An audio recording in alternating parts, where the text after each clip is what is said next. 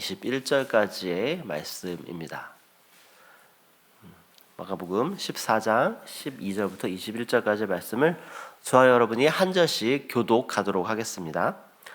무교절의 첫날 곧 유월절 양 잡는 날에 제자들이 예수께 여짜오되 우리가 어디로 가서 선생님께서 유월절 음식을 잡수시게 준비하기를 원하시나이까 하매 예수께서 제자 중에 둘을 보내시며 이르시되 성내로 들어가라. 그리하면 물 한 동이를 가지고 가는 사람을 만나리니 그를 따라가서 어디든지 그가 들어가는 그 집 주인에게 이르되 선생님의 말씀이 내가 내 제자들과 함께 유월절 음식을 먹을 나의 객실이 어디 있느냐 하시더라 하라. 그러면 자리를 펴고 준비한 큰 다락방을 보이리니 거기서 우리를 위하여 준비하라 하시니 제자들이 나가 성내로 들어가서 예수께서 하시던 말씀대로 만나 유월절 음식을 준비하니라. 저물매 그 12를 내리시고 가서 다 앉아 먹을 때에 예수께서 이르시되 내가 진실로 너희에게 이르노니 너희 중에 한 사람 곧 나와 함께 먹는 자가 나를 팔리라 하신대 그들이 근심하며 하나씩 나는 아니지요 하고 말하기 시작하니 그들에게 이르시되 12 중에 하나 곧 나와 함께 그릇에 손을 넣는 자니라. 인자는 자기에 대해서 기억된 대로 가거니와 인자를 파는 그 사람에게는 화가 있으리로다. 그 사람은 차라리 나지 아니하였더라면 자기에게 좋을 뻔하였느니라 하시니라. 아멘. 안녕하세요. 평안한 주 보내셨나요? 날씨가 많이 따뜻해진 것 같습니다. 또 지난 며칠간 또 날씨가 쌀쌀했는데요. 특별히 감기 환자가 지금 많은 것 같습니다. 또 여러분들 이제 봄날 앞두고 또 환절기에 감기 조심하며 건강에 유의하시며 또 하나님께서 주신 포근한 날 보내시는 오늘 하루 되시기를 소망합니다. 오늘 우리가 읽은 본문은 마가복음 14장 12절부터 21절까지의 말씀인데요. 오늘 본문은 두 부분으로 나눌 수가 있습니다. 첫 번째는 12절부터 17절까지의 말씀인데요. 유월절 만찬을 준비하기 위해서 제자들이 성내로 들어가는 모습입니다. 그리고 18절부터 21절까지에는 만찬을 가지면서 예수님께서 자신을 팔 사람에 대해서 언급하는 부분, 이렇게 두 부분으로 구성이 되어 있습니다. 오늘 본문을 시작하면서 제자들은 예수님과 유월절 만찬을 어떻게 준비할지에 대해서 예수님께 묻습니다. 제자들은 이 만찬이 예수님과 갖게 되는 최후의 만찬이라는 생각은 갖지 못한 채 그냥 일상적으로 예수님과 가지는 만찬을 어떻게 가지면 될지에 대해서만 생각하고 있는 것 그렇게 보입니다. 그러나 예수님은 이 만찬이 제자들과 갖게 되는 마지막 만찬이라는 것을 알고 계십니다. 그래서 예수님께서는 제자 중 둘을 보내시면서 유월절 만찬을 준비하게 하시면서 성내로 들어가면 만날 사람과 그리고 그에게 할 말을 가르쳐서 보내십니다. 그리고 예수님께서 하신 말씀은 그대로 성취되는 것을 볼 수 있습니다. 이것은 예수님께서는 앞날에 일어날 모든 것을 알고 계신다라는 것을 사실 보여주는 것이기도 했습니다. 그리고 이어서 18절부터는 예수님과 제자들이 갖는 최후의 만찬이 시작이 됩니다. 그리고 예수님께서는 이 만찬이 아주 무르익었을 때에 내가 진실로 너희에게 이르노니 이 말씀을 하시며 갑자기 식사의 분위기를 완전히 뒤바꿔 놓으십니다. 우리 18절 말씀을 우리 함께 읽어보겠습니다. 다 앉아 먹을 때에 예수께서 이르시되 내가 진실로 너희에게 이르노니 너희 중에 한 사람 곧 나와 함께 먹는 자가 나를 팔리라 하신대. 아멘. 지금 예수님께서는 3년간 동고동락했던 이 제자들 중에 한 사람이 자신을 팔 것이다 라는 굉장히 충격적인 말씀을 지금 하고 계신 것입니다. 사실 예수님께서는 14장 상반부에 향유를 부은 여인의 사건 속에서 이미 그녀가 예수님의 장례를 미리 준비했다라는 말씀도 이미 하셨습니다. 그리고 이전에 예수님께서 자신이 받을 순환에 대해서 예고하실 때도 자신이 대제사장들과 서기관들에게 넘겨질 것을 이미 말씀하신 바 있습니다. 그런데 지금 예수님께서는 대제사장들과 서기관들에게 예수님을 넘기는 그 주체가 바로 제자들 중에 하나라고 말씀하고 계신 것입니다. 아마 이 예수님의 말씀에 제자들은 충격을 먹었을 것이라고 생각됩니다. 그리고 그들은 근심하며 예수님께 한 명씩 나와서 저는 아니지요? 이렇게 예수님께 묻기 시작합니다. 이들은 예수님께로부터 너는 아니다 이런 확실한 대답을 듣고자 그 대답을 기대하며 물은 것입니다.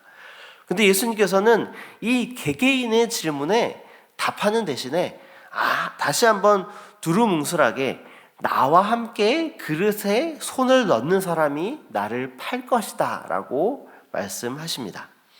사실 이 만찬의 자리에서 모든 제자들이 빵이 담긴 그릇에 손을 넣어서 빵을 가져다가 먹었기 때문에 이 말 역시 누가 예수님을 팔 사람이라는 것을 특정하는 말은 아니었습니다.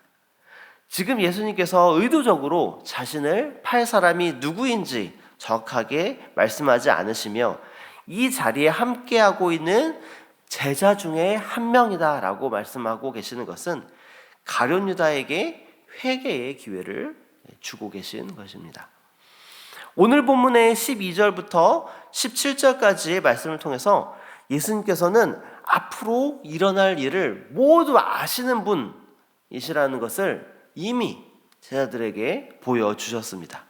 그렇기 때문에 예수님께서는 자신이 대제사장과 서기관들에게 넘겨지게 될 것, 그리고 그 일이 자신의 제자들 중 한 명이 행할 것, 그리고 바로 그 사람이 가룟 유다라는 사실을 다 알고 계셨습니다. 예수님께서는 모든 것을 알고 계시기 때문에 나를 팔 자가 바로 가룟 유다다 이렇게 분명히 말할 수 있으셨지만 의도적으로 그의 이름을 언급하지 않으신 것입니다. 그것은 3년간 함께 했던 그 가룟 유다를 망신 주지 않으려는 그런 배려입니다. 그리고 자신과 함께 했던 가룟 유다에 대한 사랑의 표현이었습니다. 그리고 21절 말씀이 다소 거친 표현으로 보이긴 하지만 그 사람에게 화가 있으리로다 이렇게 말씀하신 것은 유다에게 죄를 범하지 말라는 최후의 권면이었던 것입니다. 유다의 이름을 언급하지 않는 것은 유다를 끝까지 아끼는 예수님의 사랑의 표현이었고 또 유다에게 기회를 줄 수 있는 아주 적절한 방식이었던 것입니다. 그러나 이런 예수님의 말씀에도 불구하고 가룟 유다는 자신의 계획대로 예수님을 팔아넘기는 행위를 진행하게 됩니다. 예수님께서 너희 중에 한 사람이 나를 팔리라 이 말을 가룟 유다가 들었을 때에 분명히 그는 두려움과 또 갈등을 느꼈을 것입니다. 비밀리에 진행되고 있었다라고 자신은 생각하고 있었지만 팔아넘기긴 당사자인 예수님이 다 알고 계셨다라는 사실에 당황했을 것입니다. 그러나 결국 그는 예수님을 배신하게 됩니다.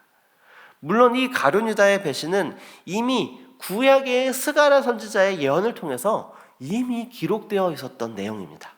그렇기 때문에 가룟 유다의 배신은 필연적으로 일어날 수밖에 없는 그런 일이었습니다. 그리고 예수님께서는 이 가룟 유다의 배신으로 말미암아 우리를 향한 십자가에서의 그 구원을 이루시게 됩니다. 그러나 이것은 예수님께서 가룟 유다의 배신을 구원의 사건으로 바꾸어 패배의 사건에서 승리의 사건으로 바꾸시는, 그렇게 만드시는 것입니다. 필연적으로 일어날 수밖에 없는 이 가룟 유다의 배신의 사건에도 불구하고 우리가 이 가룟 유다의 모습 속에서 바라봐야 하는 것은 바로 예수님께서 그럼에도 불구하고 우리를 사랑하신다라는 것입니다.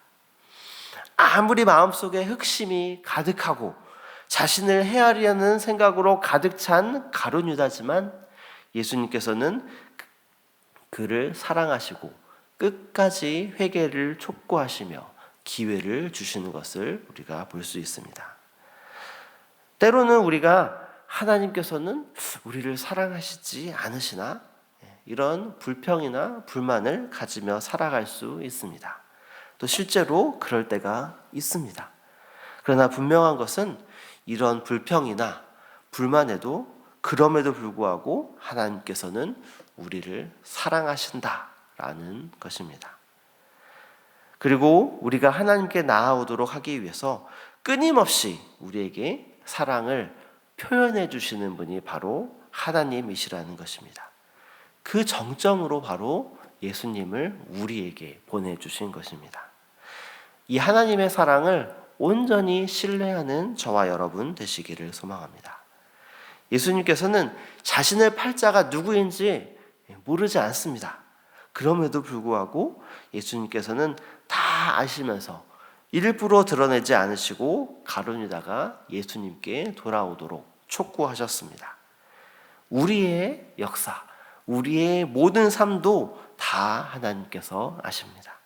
우리가 어떤 존재이며 또 우리가 어떤 악한 생각과 행동을 하고 있는지 다 알고 계십니다.